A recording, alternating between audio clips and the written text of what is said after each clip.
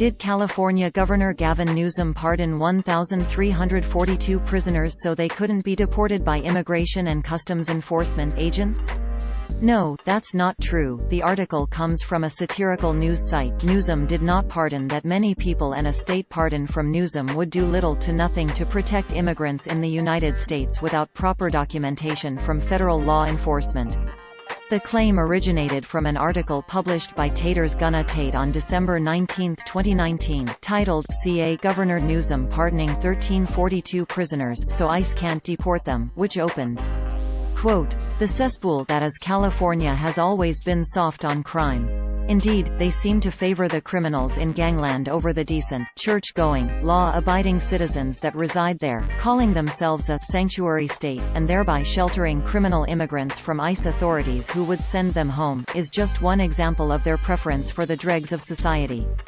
California has become a destination for lowlifes and thugs, with ICE now regularly using their federal authority to pluck the undocumented from the state's prison system. It had become difficult for Governor Gavin Newsom to maintain the dream home for illegally residing gang members that he envisioned when he named the state a place of sanctuary.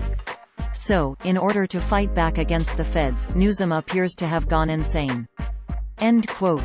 Users on social media only saw this title, description and thumbnail. Quote, "CA Governor Newsom pardoning 1342 prisoners so ICE can't deport them. The cesspool that is California has always been soft on crime. Indeed, they seem to favor the criminals in gangland over the decent, church-going, law-abiding citizens that reside there. Calling th." End quote. According to news releases from the California Governor's Office, Newsom pardoned or commuted the sentence of 45 people in 2019, far below the 1,342 stated in the article.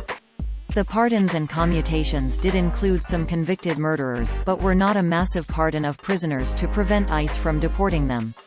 Additionally, Newsom only has the power to pardon individuals for state offenses, which would not include the federal offense of illegal border crossing.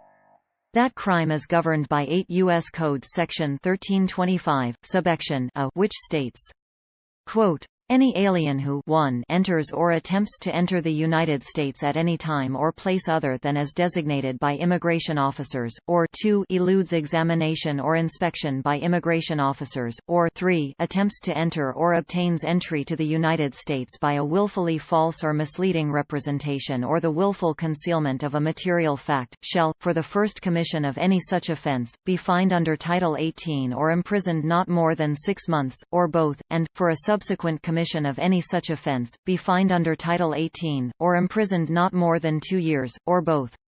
End quote. Under the Obama administration, immigrants who were national security threats, convicted of serious crimes or recent border crossers were prioritized for deportation under a strict hierarchy. But President Trump, while still prioritizing undocumented immigrants who were convicted of crimes, removed the hierarchy, giving ICE agents much broader discretionary power to arrest and deport. As stated in the story, California is a sanctuary state, which means state law enforcement agencies are limited in their ability to cooperate with federal immigration enforcement officials. This does not mean, however, that immigrants in California without documentation are safe from deportation.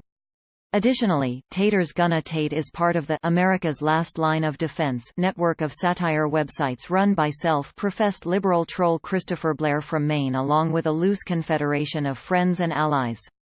Blair has been in a feud with fact-checking website Snopes for some time now and has also criticized other fact-checkers in the past who labeled his work fake news instead of satire. In reaction to this, he has recently rebranded all his active websites and Facebook pages so they carry extremely visible disclaimers everywhere. Every site in the network has an About page that reads, in part, quote, "About satire before you complain and decide satire is synonymous with comedy. Satire sati are noun the use of humor, irony, exaggeration, or ridicule to expose and criticize people's stupidity or vices, particularly in the context of contemporary politics and other topical issues. Everything on this website is fiction.